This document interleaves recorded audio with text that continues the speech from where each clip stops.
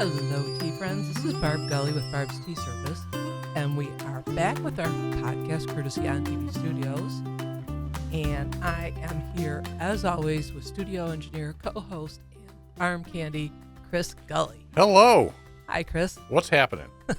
Well, this is our 57th podcast. They're adding up. Does it feel like we were just here? Yes, it does. Yeah, we're in a little earlier. Yeah. We're going to be traveling at the end of the week, so we got to squeeze this one in. Right, because the world cannot wait. No. So this one, it's just been a few days since we were here. Right. But we did a lot. Yes. And we went to an event that involved Frank Lloyd Wright Yep. and a Japanese tea ceremony. Wow. So guess what we're going to talk about today? Frank Lloyd Wright. Oh, very good. Oh, I love it. Correct. All right. Nice. All Okay. right. So today it's an interesting combination, Frank Lloyd Wright and Japanese tea. Right. But Yes. we're going to explore those connections. And today we hope to cover Yep. Frank Lloyd Wright, Uh-huh. Japanese tea ceremony, Okay. and then pivot a little bit Yep. to one of our favorite topics, especially this year, Jane Austen. Yes. Yep. And this is we'll do a little review on a Jane Austen inspired novel. Right. Okay. Mhm. So remind everybody why this is a special Jane Austen year. Good point. Because this is the year of Jane's 250th birthday. Right. So, All right. Yep, that's why a lot of things are, in Yep. particular, Jane Austen tributes. That's adding up too. 57th podcast, 250th birthday. Whoa. It goes on. It does. All right. And then if we have time, we're going to go back to some of the dining etiquette we talked about, Right. but in particular, the cell phone. Nice. Okay. All right. But first, tea. All right. Wow. What do we got? So today we've got honey hojicha from Tea Forte. Okay. This is a green tea, a Japanese green tea. All right. All right, so let's take a little taste. Oh, that's good. So it's a green tea. It's very light. I would say not grassy. No. No. Like at all. Right. And it kind of stands on its own. What's going on with this one? So it's interesting that you found that it doesn't have the grassy taste Right. because this is a roasted tea. Okay. So it gives it more of like a toasty Yeah, okay. flavor. Yeah. Then they add a little bit of honey. Okay.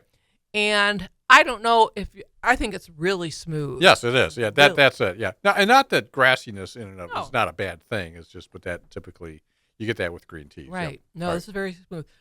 Their flavor notes suggest that there's a hint of citrus, too. Okay. Yeah, I get that. Yep. Yeah? Mhm. Okay. All right. All right. So this is really interesting because this is a Japanese green tea Right. from Tea Forte's Frank Lloyd Wright tea collection. Okay. Right. Who knew? Can you imagine? Yeah. Okay. So I'm going to show what that looks like. Okay. To the camera. All right. Yep. It's their packaging. Okay. That beautiful packaging. Yep. And You're going to show them their unique. Yes. Yeah. See, it's kind of that triangular Pyramid. sachet. Yeah. yep, Right. exactly. And this is what they look like when they come out. Right. Okay. So, Yep. all right. And I think some of our listeners will recognize Tea Forte for that unique Right. shape. Packaging. Yeah. Right. Right. And they also have little trays that customize fit the little sachet perfectly. Okay. Beautiful presentation. But this is relatively new, this Right. Frank Lloyd Wright collection. Okay. And Tea Forte collaborated with the Frank Lloyd Wright Foundation Okay. to put together this collection, not just tea, but also tea ware. Right. Okay. But according to the website, this is what this was their goal when Mhm. they blended all of this together. It's rooted in tradition Okay. and celebrates creativity Mm-hmm. and inspires connections to nature, beauty, and each other. Wow, that's quite a list. It's a lot for a tea. It is. Mhm. Yeah. But anyway, we first discovered this when we've talked before last month how we went to our son and daughter-in-law's wedding Right. reception in a Frank Lloyd Wright house in Wisconsin. In Two Rivers. Yes. In Two Rivers. Right. And we thought just a little something special. Yep. We were going to get this Frank Lloyd Wright, Yep. the teacups and the tea, Right. as just one of their wedding presents. Okay. And it has, as I mentioned, it has the tea, but it also has the teaware, the teacups and teapots, and they are terracotta. Yep. And they have Frank Lloyd Wright's geometric design on it. Okay. So very much not your Royal Albert type of thing. But we gave this to them, and I offered up that we could take them home because they were flying in, and we drove. Yeah. They don't have a lot of room in their suitcases. Yeah. Yeah. They said, fine, we're going to take it. Yeah. We have room in our luggage. Yeah. So They want them. yeah, so that was kind of nice. Yeah. That was a sign to us that it was well received. Right. So it combined a couple of our passions. Right. And then we go years without Frank Lloyd Wright Nothing. and Japanese tea. Nothing. Not a. And then what? Then within a month we Yeah. did two. Yeah. So we did our reception Right. last month, and within a month we went to a Japanese tea ceremony at a Frank Lloyd Wright house. Yes. Mm-hmm. So let me tell you a little bit about that. Mm-hmm. So there was the Frank Lloyd Wright. There's a Frank Lloyd Wright home Right. in Bloomfield. It was built in the 1950s. Right. It's called the Smith House. Right. And in 2017, it was donated to Cranbrook. Right. And Frank Lloyd Wright has a connection to Cranbrook. Right. So Frank Lloyd Wright and Eliel Saarinen Mm-hmm. knew each other. They were peers. Right. They were designing, they were architects at the same time. And they're Right. kind of considered the leaders of modern architecture. Right. And actually, they admired each other's work. Mm-hmm. So Frank Lloyd Wright came on campus. He did lectures there. Right. In the 30s and the 40s. And then he had this connection of this home Right. being built in Bloomfield Hills. Right. And I want to thank a lot of people who passed this information along to Yeah. me. It was on their radar. Right, Yeah. right. They said, I think you'll like this. Yeah. So we signed up. They were all sold out relatively quickly. So I Right. was glad I got to find out about this. Anyway, so Rachel and I followed the instructions. Right. We go to Cranbrook Mhm. at the Cranbrook Institute of Science. Right. And fun fact, Yes. that's where our daughter Rachel worked. Yes. Back in the day. Right. When she was in high school, she Yes. worked there part-time when they had a bat house. Yes. Right. Yeah. And she loved that Oh, job. She just loved She, it. bats are not attractive creatures, but she really enjoyed that. She did. She did. She thought they were adorable. Yep. So anyway, she learned a lot and participated in some of the events and the feeding and the care. Right. Anyway, so we got there, and then we met up with a group there's 20 in our group. They Right. put us on school buses to take us to the Smith House. Right. And our tour guide was Kevin Adkison. Okay. And he is amazing. So his job, and I have to just make sure I get this because it's a long one. Right. Curator of Cranbrook Center for Collections and Research. Okay. That's his job. Right. He is amazing. Uh-huh. Excellent speaker. He's very engaging and animated, Mm-hmm. super knowledgeable, Right. and entertaining. Yes. So he told us about the story of the Smith House on the bus going there and Yeah. back. And the Smiths were school teachers. Right.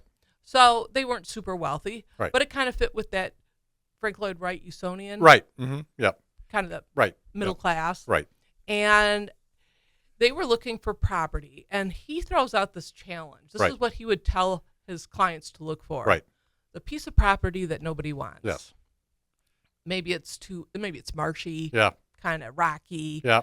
And he would work with that. Yeah. So, I mean, this was in 1950. They got this parcel, and they really scouted out, and right. it took a while, but they got this beautiful parcel of land in Bloomfield Hills. Right. So this, just so for people that are not familiar with the local area, this is in the middle of Oakland County, Mm-hmm. and that area is relatively heavily forested and hilly, and, Right. and lots of water, brooks and streams running Right. through it. So there's a lot going on.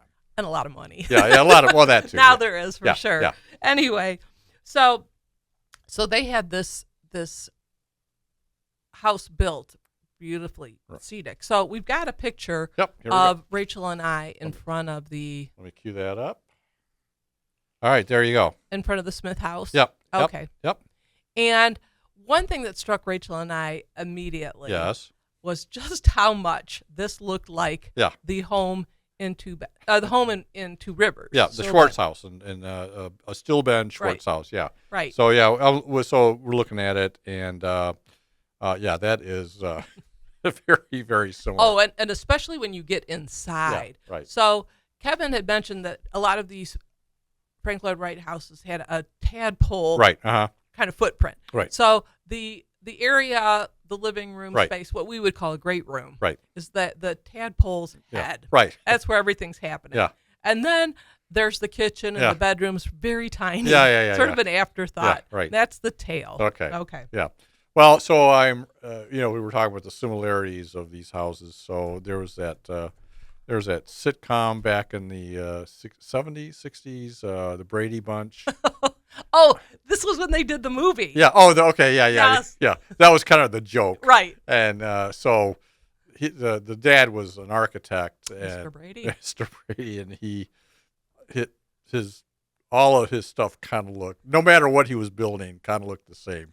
Right, because everyone was always admiring how he had designed Yeah. their family house, Right. the split level. Right. You know? Yeah. So when he's in the movie, this With no toilet, by the way. right, right, they don't ever show that. Yeah. So anything he was designing, be it a gas station or an office building in town, it all looked the same. Yeah, right. So Anyway. it kind of got us to thinking. I think that's a good kind of a good point, Chris. We will work in those cultural references. Oh yes, highbrow. Yeah. So and the features that they had Right. were just remarkable. So this big, great space. So Right. you have the low ceilings Right. coming in. Right. Above Yep. your head. Yep. You're tall, and then they open up into the cathedral ceilings. Right. Large windows looking over. Both were looking over Yep. water. Right.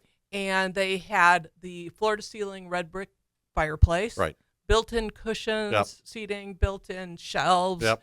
And even a designated spot for a grand piano. Yes. And they both had one. Right. So there you go. All right. All right.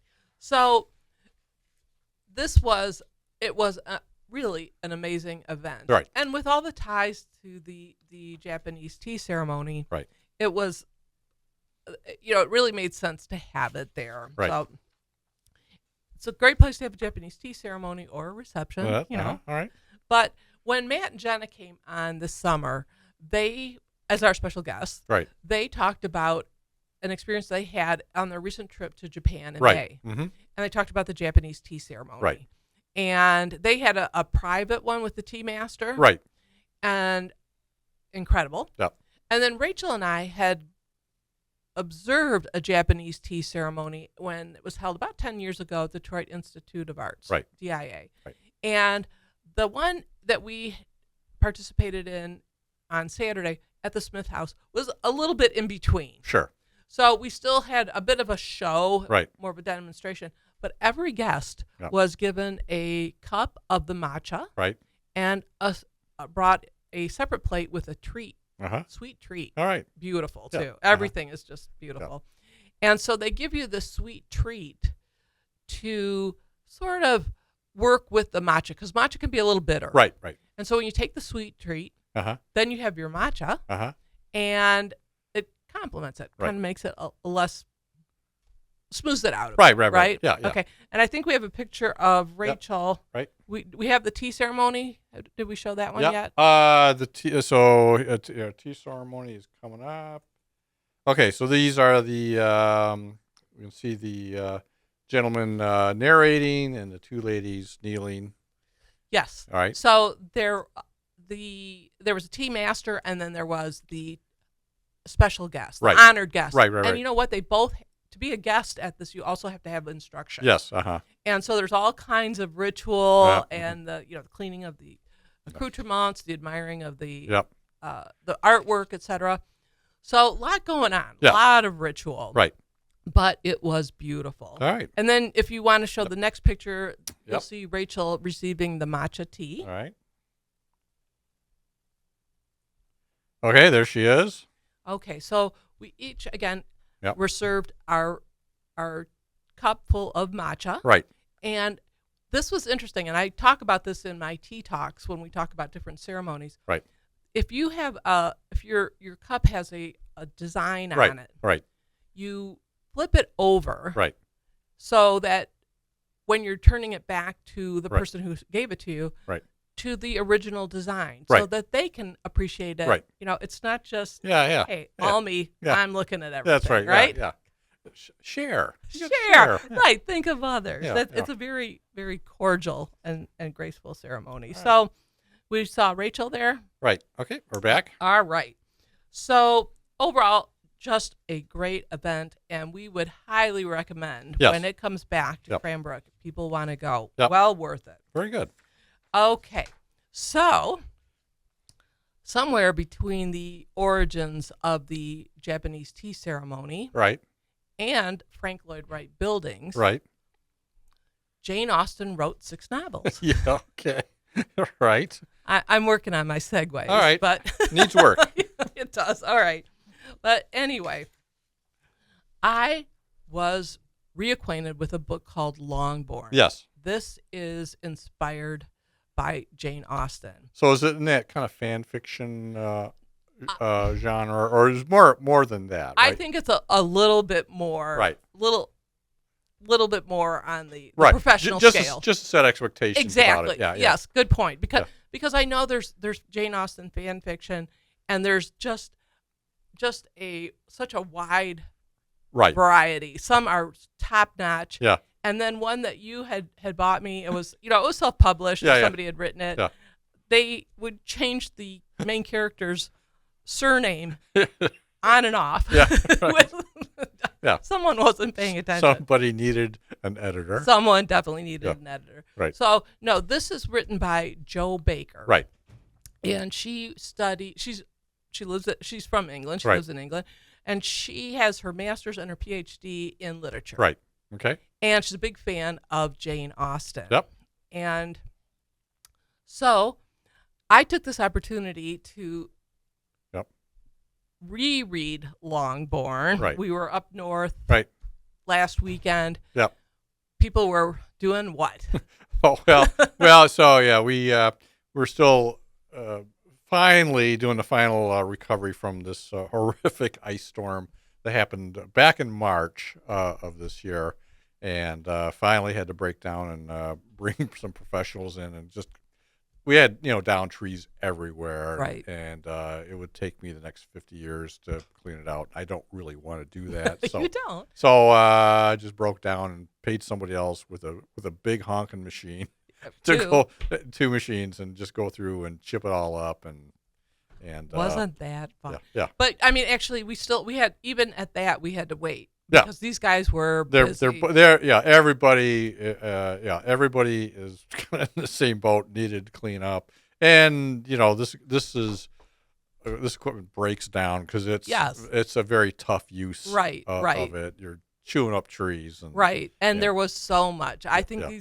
these folks who are working this all Yeah. spring, winter, and fall, Right. summer, Yes. they're going to be good probably for the next Yeah. 5 years. Yeah, They exactly. can bank a little bit. Yeah. Anyway. Yeah. So while you were overseeing that, Yep. taking care of the sheds and the garage, Yep. I thought, okay, I'm some comfort food. Right. I'm going to read some fiction, Yeah. and I figured Jane Austen, Yep. this is the year, Yep. get it all in. So this book, Longbourn.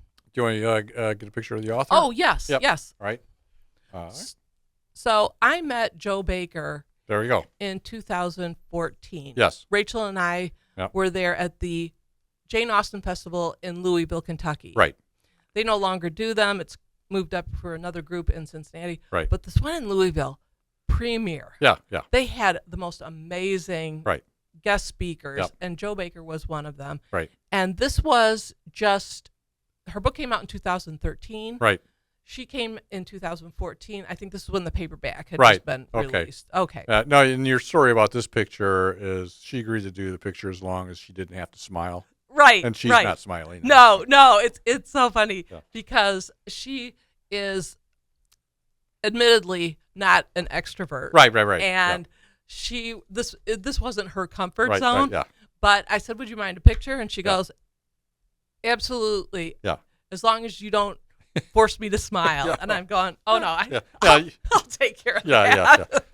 I was so happy. All right. But she was great. Right. So anyway, what she did, she was a lifelong Austen fan. Right. And she did this kind of very clever approach to the book Pride and Prejudice. Right. So it's not a backstory. Mhm. It's a below the stairs story. Right. So she took a story. She put together the folks who were servants. Right. For the Bennet family. Right. Mr. and Mrs. Bennet Yeah. and their 5 daughters. Right. In their home, Longbourn. Right. And so in the actual novel, they might have referred to, a cook or somebody that kind of enters a scene and does something. And she just kind of took off with that. Exactly. When she was talking to us, she had mentioned that when she went through Pride and Prejudice Right. meticulously, Right. every reference to a servant, Right. she wrote down, and then she just crafted the story. Right. So the family, the family, it's a family of convenience, Right. but it's Mr. and Mrs. Hill, the Right. housekeeper and the butler, Right. and a young housemaid, Sarah, Right. who, when we meet her, she's about the same age as Elizabeth Bennet. Okay. And then there's a younger still housemaid, a younger girl named Polly. Okay. So there's the 4 of them. Kind of parallel the family, but they're just different social class. Right, Yeah. right. And they're brought together. Right. But there's a lot of love and care. Right. Even though they're not blood related necessarily. But anyway, their world gets upended when a new servant is hired. Yes. James. Okay. And he is a footman. And Okay. they're very excited because, Mr. Hill's getting very old. Right. He can't Right. handle the carriage like he used to. But Mrs. Bennet in particular is really thrilled because they have this young, Yeah. good-looking footman. Right. This was a status symbol. Yeah. Yep. Mm-hmm. Yeah. It's something you can show off. Exactly. Exactly. I'm not exactly sure what the equivalent Yeah. would be today. Yeah. Prize horse. maybe. Or, fancy car or something. Yeah. I don't know. But so this was a big deal. All right. So when you think about the parallels of the families, so Elizabeth Bennet, we all know that she was challenged by a mother whose nerves were the Yeah. family's constant Right. companions. Right. Uh-huh. She had incurably silly younger sisters. Yep. And she also had a suitor Right. who didn't find her all that tempting No. initially. Yeah. I know. How's that? Oh yeah. There you go. So I wonder how that worked out. yeah, you think. Okay. But at the end of the day, her life wasn't too bad when you Right. consider Yeah. she didn't have to cook, she Yep. didn't have to clean, Right. and she didn't have to empty chamber pots. Okay. Mm, That's a good thing. yeah. All right. So with the family, though, Mhm. it has sort of this balanced depiction because their life below the stairs, Right. or up in the attic wherever they were working and living, it was really tough. Yes. And they were dismissed. I mean, Right. they're to the point where there's a part in Pride and Prejudice Right. where the Bennet girls are going to go to a ball, but they forgot to order adornments for their shoes. Yes. Yeah. So it's gotten by proxy. Yeah. And by proxy, this kind of was spun into, they sent their housemaid, Right. Sarah, Yeah. walk to town. Yeah. It's damp. It's Yeah. cold. Yeah. It's raining. It's miserable. Nobody wants to go out. Right. But they think nothing of sending her out there to go get these Right. Yeah. shoe accessories. Yeah. She's just a servant. She does the servant. Yeah. So kind of Yeah. rough. But she also balances that with some of these short treasured moments. Right. Where Yeah. maybe they can go and sneak a puff of a cigarette Right. outside, or a little kiss Yeah. over by the stable. Yeah. Right. Yeah. That's what everyone wants. Exactly. So All right. anyway, I think Joe Baker does a really good job in Longbourn Right. of showing that these people, Yeah. like Sarah Right. and James, have the same drive, Right. intelligent Mhm. dreams, but maybe they're not in the fancy packaging. Right, They don't right. have the shoe roses, No, but still quite a lot of similarities. And one thing, I think I was telling you that I saw this interview where Joe Baker mentioned that, we think of all this restrictive life of both the servants and the gentry. Oh, yeah, this is a pretty interesting observation. Yeah, so we know that the gentry had a more leisure time. Right. They certainly had nicer things to wear. Right. But Joe Baker mentioned that there was a little element more of freedom for the servants because after they fulfilled their contract, they saved up some money, they could really leave. Yeah, and do something else. Right. Some, and obviously this isn't, it takes a lot, but they would open up a shop or a trade or something like that. Yeah. They could leave that. Right, that life. That life, exactly. For Elizabeth Bennet, for Jane Austen, you were locked into it. You really weren't going anywhere. So kudos to Jane Austen for breaking out of that mold and bringing us those books. It was great. Yeah. It was. So, all right. We've got a little bit of time left. I got about 3.5 minutes. Okay. Oh, boy. Yeah. Just in time for some cell phone etiquette. Yeah. All right. This is, I think, something I ran across, while looking at something else, and I sent you. It was amusing. Well, we talked last week about dining etiquette, formal dining etiquette, and how we brought up conversation, the skill of being a good conversationalist. Right. But we also place a lot of emphasis on where things go. Right. You know? And etiquette will pretty much stay the same decade, century, because it's based on courtesy and order to prevent a lot of the chaos. Yeah. But you got to be fresh and keep up with the times. Right. Cell phones, what do you do with them? What do you do? And this fairly new technology brought to the dinner table. Right. So, which you shouldn't, but people do. Exactly. Yeah. So here's just a quick list that was supplied by the Emily Post Institute. Okay. And I'm going to read these, Chris, and I'm going to say, duh. Okay. I mean. All right. Very all good. right. Be in control of your phone. Don't let it control you. Okay. Mm-hmm. All right. Speak softly. All right. How many times are you in a restaurant? You can hear somebody talk. Courteous to those you are with. Turn off your phone if it will be interrupting conversation or activity. Yep. Oh, and we all know those. Yeah. Watch your language, especially when people can overhear you. Okay. Don't make calls in a library, a theater, a church. Yes. Or from your table in a restaurant. Okay. Right. Okay. Private info shouldn't be forwarded. All right. So don't text it. Yep. Oh, here's one. Don't drive and use your phone at the same time. Okay. Oh, my gosh. And I think people need a constant reminder. Yep. Do not do that. We see that all the time because we're always on the road. Right. And then, Chris, we talked last week kind of in jest about where the cell phone goes in the formal dining room. Yes. In the formal table setting, I should say. And I think you have something to show. I'm going to bring that picture up.